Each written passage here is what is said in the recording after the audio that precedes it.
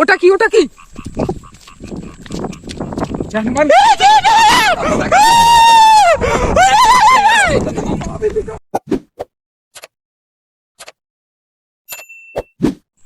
Hello guys, দেখতে পাচ্ছ এখন 12:32 বাজে।